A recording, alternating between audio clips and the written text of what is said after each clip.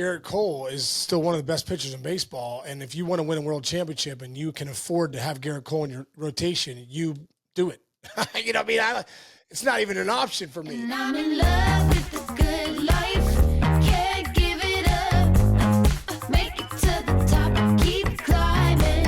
I wanna live it up. The good life. I'm coming up. I'm coming up. The good life. Good life. Oh, good life. Good life. Good life. Boo! Coming in hot, Chichi. First mayor's office of the offseason. Dude, I'm like an addict, dude. I felt like I was fiending for the mayor's office. We took a day off after the World Series. We had a weekend, and I'm like, where's Case? I felt very uncomfortable not talking to you. It's very I felt the same way, dude. I was like, you texted me yesterday. I'm like, hey, man, it's weird not seeing you for like 3 days. That's very weird.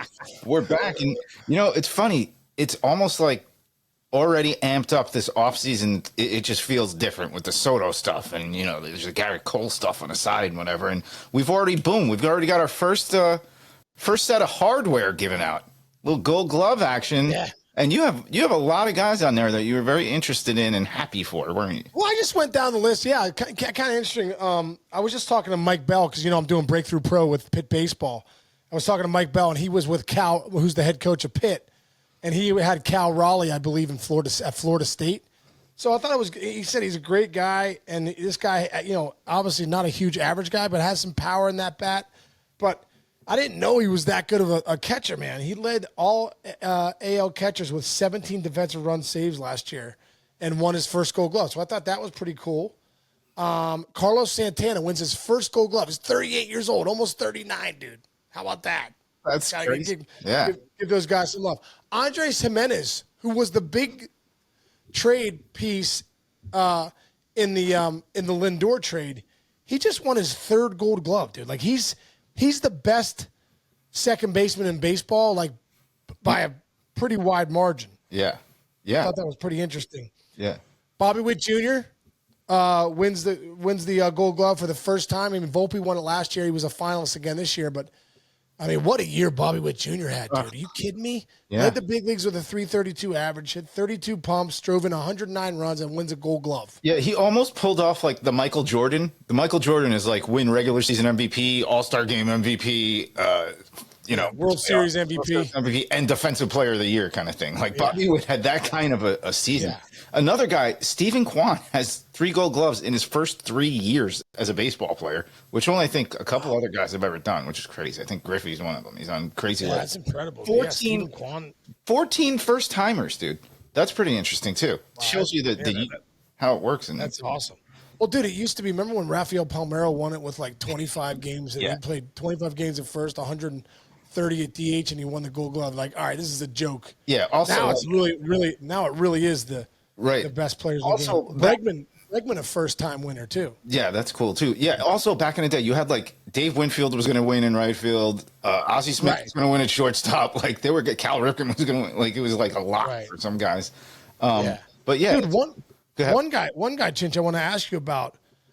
Dalton Varsho won the Gold Glove in center field for the Blue Jays. Can you look up Dalton Varsho's numbers? Because I mean, when you think of Dalton Varsho, I think a big reason they went to get him.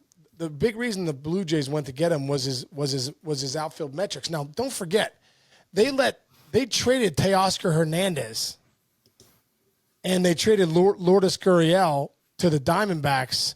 They traded away Teoscar Hernandez, then they traded Lourdes Gurriel to the Diamondbacks to get Varsho. Now, Lourdes Gurriel has played a great outfield and swung it way better than Varsho has. Right. But then Varsho's playing a Gold Glove center field. I'm still not sure if I'm a manager or a front office guy. Like, if you're in the big leagues, you need to hit. I know you're saving runs here and there, but I still feel like if you're going to be a premier player, especially an outfielder, for me, you need to hit. This is a great question. Okay, here's his line this year: 214 batting average, 293 on base, 407 slugging, 700 OPS. But here's what they do. Here's how this works, dude. His WAR, I guess this is his combo WAR, 5.1. What? That's what I'm looking at Baseball Reference right now. So that's how they look. To your question, I think if you have the right team, who can I think of? Let's see. Okay. Last Mets team back in the day that was really good. They had the sluggers on the team, and their shortstop was Ray Ordonez, who was like a 200 hitter, maybe. Right. But they were okay having him hit eighth, I guess, in the National League, even in the National League lineup when they had pitchers back then, and they were fine with that. I don't think you can do it if your team. I don't think it's worth doing if your team's not going to be a hitting team as well, right? You need offense. Well, you need to score, especially in the AL East. Yeah. But I guess you look at Kevin Kiermaier, you're like, he's worth having out there in center field because he's the best center fielder in the league. But now they're saying Dalton Varsho is the best outfielder in baseball. Mm-hmm. So, it makes sense, but I also feel like, I don't know, man. I need you to hit better than 214 and 18 homers. Yeah, well, we saw it all playoff long, man. Teams that didn't have a great 7, 8, 9, they're out. They got out early, and you get exploited in the postseason. Right. So if you really want to be a postseason team, you gotta have the offense around the defense. It's like you look at the Pirates; they have the pitching, but if you don't score runs as an offense, you're wasting your starting pitchers. The same concept, I guess. It doesn't matter exactly. I don't know. Exactly. It's a good question, dude. So, but you're right, Chance. If you have the surrounding people around you, it's okay to have a couple Gold Glovers. Yeah. Oh, look back at those Yankees teams that won the dynasty, the 4 years. They never had a left fielder that hit. Never, ever had a left fielder that really was a hitter, and it didn't matter because everything else was fine. Just make sure you go catch the ball in the outfield. I don't know. Everywhere else they dominated. Yeah. That's a good topic. Dude, a couple other things. Free agency is going to be super duper hot and heavy. Before we get into any of the things, and this is what we're going to do on all off season, I'm sure, and especially with Juan Soto sitting out there. Right. But you were a free agent once. The other thing that's going on right now is like the options picked up or options not picked up. You were in a situation once where the team had an option and you were hoping for one thing over the other, right? How's that? 2004, dude. I had probably one of maybe my best season ever. I hit 324, drove in 99 runs again. Jeez. I had 44 doubles, 24 homers, and I struck out 36 times. I had 8 more doubles than strikeouts. Had like I think I had a 940 or 920 something OPS, like legit big boy numbers. And I had an option sitting out there for like $8.5 million, which was nice. But at the time I was one of the best players in baseball. You know what I mean? So I was thinking to myself, oh man, I hope they don't pick this option up. Yeah. You know, but they did, which is nice, obviously. And then I had an okay year in 05. Then I got traded to the Pirates at the end of 06. I was like, oh man. Yeah. You know, so part of me was like, part of me was like, you wish that, they didn't get it. But you can start in the beginning of that contract. I mean, you're hedging your bet against yourself. You know, heavens forbid you had a 220 season or something like that, and you had the player option side. Then you're locking it in. Like, what's his name with the Cubs was like, bam, I'll take my $27.5 million. I'm sorry, what's his name? The former Dodger. Rips. Oh, Bellinger. Yeah, Bellinger's like. 27.5. Thank you very much. Yeah, Bellinger. Yeah.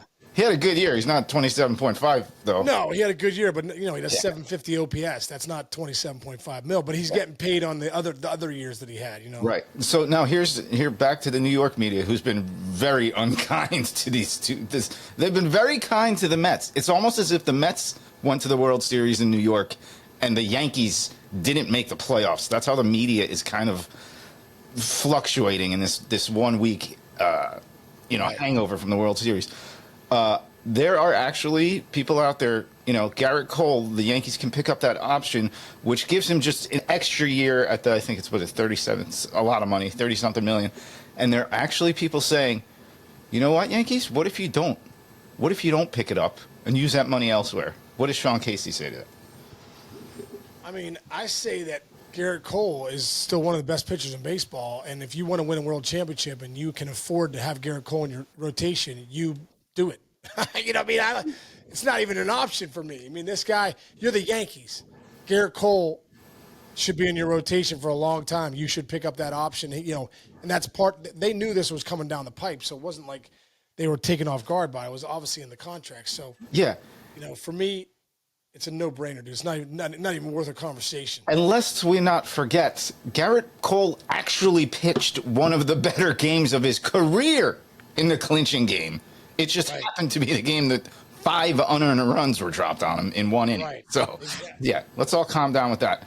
All right, that's all that stuff. I have one other question for you that I'm just throwing at you right now because it popped into my head while we were talking. Let's just say Juan Soto does not sign with the Yankees. If you could go back in time and say, here's what's going to happen, New York Yankees.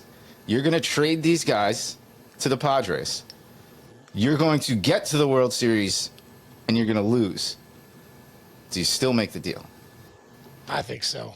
I do too. Here's the one, Chinch. Here's the one thing, and I must admit, it does bother me a little bit. And obviously, I know it's New York, so it's like, whatever. You know, people are going to be like, they're going to not buy it. But, dude, I played 12 years in the big leagues, and my greatest memories are that I got to the World Series. We lost in 06, Tigers, Cardinals, and I heard Booney say it, I heard Judge say it. It'll bother you the rest of your life. It will, and they're going to get a World Series. Boone and Judge are going to get a World Series at some point.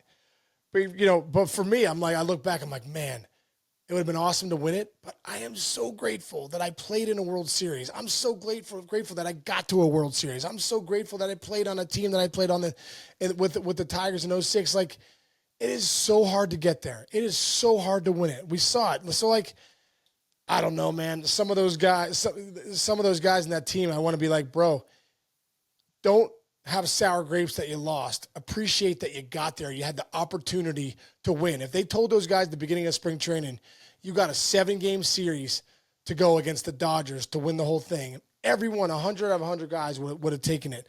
So it's like such an honor to be in the World Series. It's such an honor to play for that World Series championship.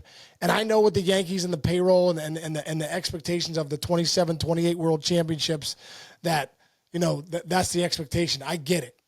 But at the end of the day, as a player that's played in that league, knowing I don't care how big your payroll is, I don't care what superstars you have on your team, a lot of things have to happen right to get to where the Yankees got to be one of the final 2 teams to wear that American League Championship ring.